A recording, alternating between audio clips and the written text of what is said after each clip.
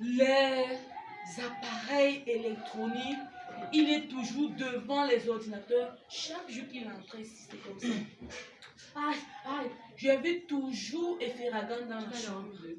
Chaque jour, mon mari rentre. Une nuit, j'ai eu même peur. Il prend la serviette, il mouille, il attache. Parce que toute la journée, dans le bureau était bombardé. Bombardé de quoi? Pollution, des rayons, des radiations. Bombardé de... Il était dans une salle ordinateur, plus le téléphone. Le gars était chargé en longueur de journée.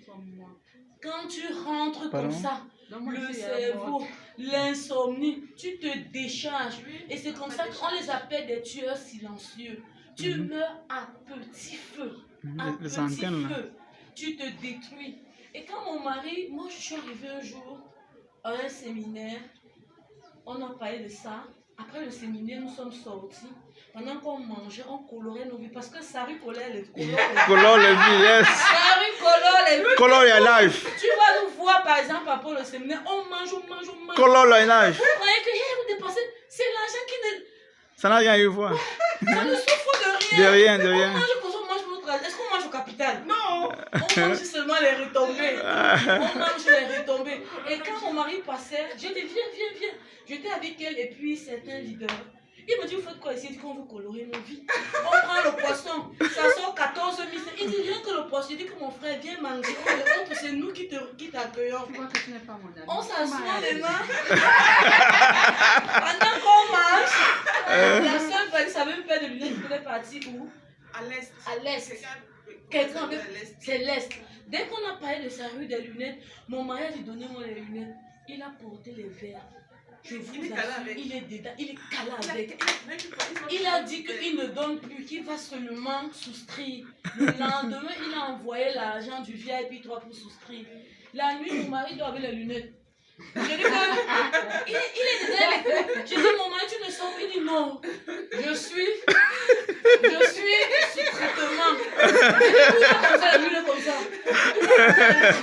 La nuit, il est comme ça. Et lui, il me dit, je me sens bien. Non, c'est très bien, très bien. Je me sens bien. Il va au travail, il me dit, je ne sens rien, juste pour lui, voilà qu'il m'achète toutes les 3 paires de lunettes. C'est vrai, on s'est rendu compte que ce qu'on nous donne, l'ophtalmologue nous donne, il ne nous aide pas. Parce que s'il nous aidait au fur et à mesure, n'est-ce pas, le mal ne devait pas avancer. On devait même abandonner parce que c'est pour nous traiter.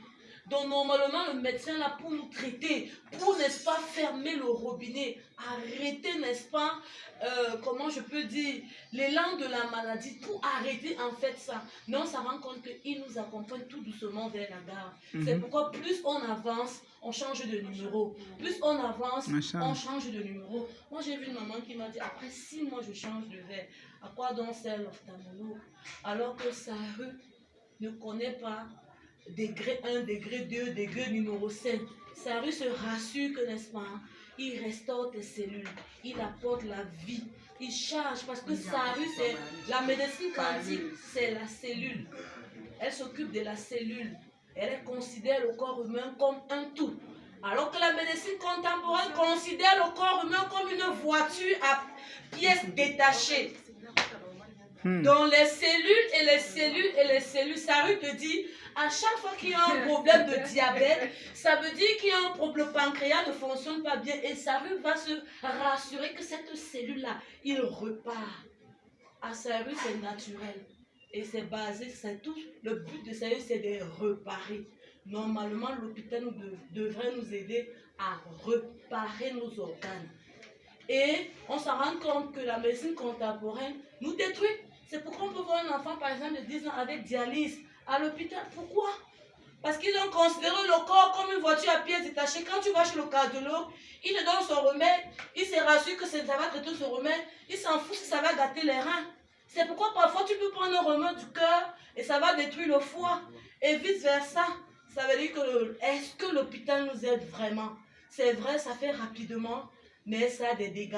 Et quand tu vas en pharmacie acheter un remède, tu vas te rendre compte que tu regardes par exemple, lorsqu'on dit effet indésirable, c'est toute une page. Mais les bienfaits, c'est tout un petit truc comme ça. Donc il y a des choses que lorsque j'ai découvert en ce qui concerne la médecine, je me suis dit, c'est mieux de rentrer sur le naturel. Parce que même mon ami, un grand médecin, elle m'a dit, arrête le paracétamol, ça te détruit. J'ai dit, mais tu es en laboresse. Elle me dit, c'est des histoires. Rentre dans le naturel. J'ai compris qu'avec Saïru c'est naturel. L'énergie naturelle. Et tout à l'heure, on pouvait voir comment ça ajoutait de l'énergie.